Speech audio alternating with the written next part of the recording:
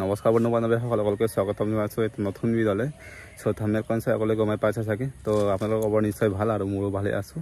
তো আজি আমি আলোচনা কৰিম যে যিহেতু এতিয়া ৰিজাল্টৰ কাৰণে ৱেইট কৰি থকা আছাম পুলিচৰ ৰিজাল্ট যোনটো আছাম পুলিচ BUB বা SI হওক বা APR হওক বা ড্ৰাইভাৰ কনষ্টেবলেই হওক, তো গোটেইখিনি হয়তো আপোনালোকে নিশ্চয় দেখি পাইছে। তাৰ ওপৰত বহুখিনি ল'ৰা ছোৱালীয়ে হয়তো ৰিজাল্টৰ কাৰণে বা অভাৰলেপিঙৰ কাৰণে বহু প্ৰশ্ন অভিযোগ আহিছে বা বহু এনেকুৱা ভিউৱাৰৰ কমেণ্ট আহিছে। মই ভাবিলোঁ আপোনালোকৰ লগত এইবিলাক আলোচনা কৰাটো ভাল। তো এইটো কাৰণে মই ভাবিলোঁ আপোনালোকৰ এইখিনি কথা আৰু বহু ল'ৰা ছোৱালীয়ে হয়তো এনেকুৱা কমেণ্ট কৰিছে যে অভাৰলেপিং হ'ব নেকি, আৰু এবাৰ আকৌ ফাৰ্ষ্ট প্ৰিফাৰেঞ্চ ছেকেণ্ড প্ৰিফাৰেঞ্চ বাচিব দিবগৈ নেকি, মই AB ফাৰ্ষ্ট প্ৰিফাৰেঞ্চ দিছোঁ UBত পাবগৈ নেকি, ঠিক তেনেকুৱা ধৰণৰ বহু প্ৰশ্ন আহিছে। বা মই UBত দিছোঁ বা ABত আহিবগৈ নেকি, এনেকুৱা ধৰণৰ খুব প্ৰশ্ন বা কমেণ্ট আহিছে। মই ভাবিলোঁ আপোনালোকৰ লগত এইখিনি কুৱেশ্যন বা এইখিনি কমেণ্ট আপোনালোকৰ লগত আলোচনা কৰাটো ভাল।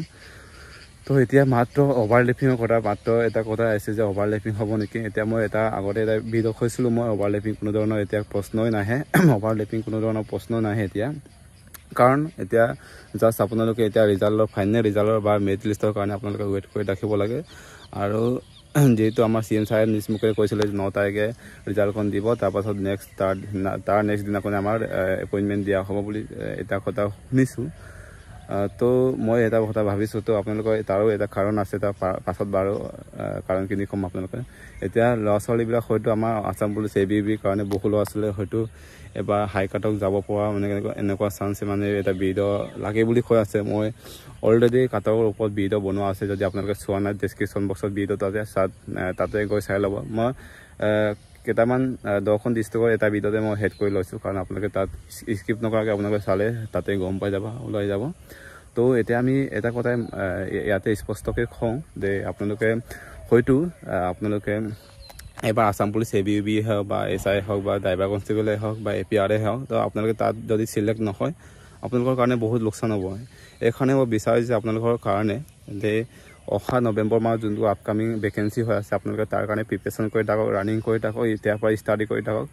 কাৰণ এটা দিনত যদি আপুনি এটা প্ৰশ্ন যদি মনত ৰাখিব পাৰে, আপোনাৰ কাৰণে বহুত লাভান্বিত হ'ব। তো এইটো কাৰণে মই ভাবোঁ আপোনালোকে প্ৰেক্টিচ কৰি থাকক, যদি ৰিজাল্টটোৰ কাৰণে ৱেইট কৰি থাকিলেও আপোনালোকে প্ৰেক্টিচটো ৰাখি থাকিব পাৰে।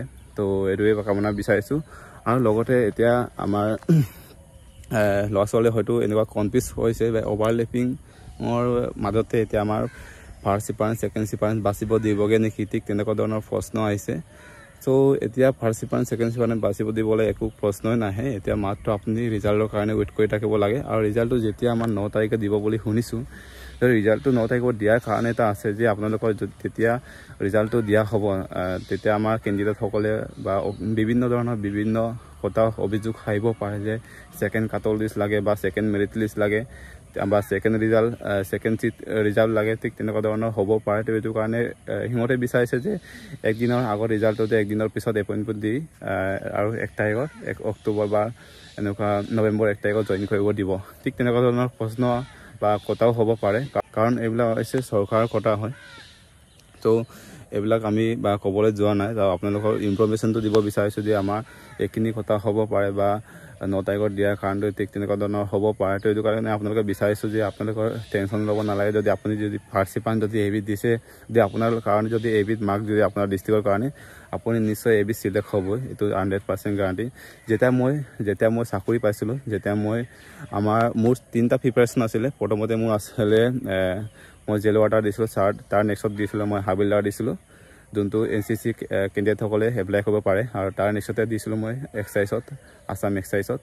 চ' মই ফাৰ্ষ্ট প্ৰিফাৰেঞ্চ মই ৰানিঙৰ পৰা ধৰি মই বাইবাৰ পৰা এক্সামৰ পৰা ধৰি মই গোটেইখিনি ফাৰ্ষ্ট প্ৰিফাৰেঞ্চ মই জেল ৱাৰ্ডাৰে দিছিলোঁ। তো জেল ৱাৰ্ডাৰতে মই চিলেকশ্যন হৈছোঁ। তো আপুনি যদি এনেকুৱা যদি আপুনি চিলেকশ্যন কৰিছে এবাৰ ফাৰ্ষ্ট প্ৰিফাৰেঞ্চ ছেকেণ্ড প্ৰিফাৰেঞ্চ আপুনি দিছে, নিশ্চয় আপোনাৰ ABত লাগিবই। যদি আপুনি ফাৰ্ষ্ট প্ৰিফাৰেঞ্চ যদি ABত দিছে, যদি আপুনি UBত দিছে যদি ABত লাগিব, আৰু যদি আপুনি যদি বেলেগ প্ৰিফাৰেঞ্চত দিছে আপুনি তাত লাগিব।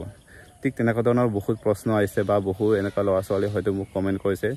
তো ভাবিলোঁ আপোনালোকৰ লগত এইখিনি কথা আলোচনা কৰাটো নিশ্চয় ভাল। আৰু মই যিমানখিনি জানো আপোনালোকক কৈ দিছোঁ, আৰু আপোনালোকে যিমানখিনি জানে আপোনালোকৰ মতামতটো কমেণ্টত লিখিব। কাৰণ বহু ল'ৰা ছোৱালীয়ে হয়তো অসমৰ হয়তো 5,000টা পদৰ বদলি আপোনালোকে নিশ্চয় গম পাইছে, তাতে 10-15,000 10-12,000 মান ল'ৰা ছোৱালীয়ে হয়তো বাইবা দিছে। তাৰ বাইবা দিয়াৰ কাৰণটো হয় যে কিছুমান ল'ৰা ছোৱালী হয়তো তাতো বহুত ফেইল কৰিব বা বহুতে হয়তো পাছ কৰিব। তো এইটো কাৰণে আপোনালোকে বিচাৰিছোঁ যে আপোনালোকে নিশ্চয় প্ৰেক্টিছ কৰি থাকক কিছুমান হয়তো এতিয়া বাইবাৰটো আপোনালোকে নিশ্চয় গম পাইছে 1:2কে মাতে তাতো এটা কষ্টৰ কাৰণে 2টা মাতে এজন ল'ৰাই ফেইল কৰিব তো এইটো কাৰণে মই বিচাৰিছোঁ আপোনালোকৰ প্ৰেক্টিছ কৰি থাকক যে আপোনালোকে চাকৰি পোৱাৰ পাছত আপোনালোকে এনেকুৱা ধৰণৰ প্ৰেক্টিছ কৰিবলৈ সময় নাপাবগৈ বা আপোনালোকৰ শাৰীৰিক বা ফিটনেছটো ভাল ৰাখিবলৈ কাৰণে আপোনালোকে প্ৰেক্টিছ কৰি ৰাখিব লাগে তো এইটোৱে মই বিচাৰিছোঁ আপোনালোকে এইটোৱে আছিল আজিৰ ভিডিঅ' যদি ভিডিঅ' ভাল লাগে লাইক কমেণ্ট শ্বেয়াৰ কৰি দিব যদি নতুনকৈ চেনেলটো আহিছে ছাবস্ক্ৰাইব কৰি দিব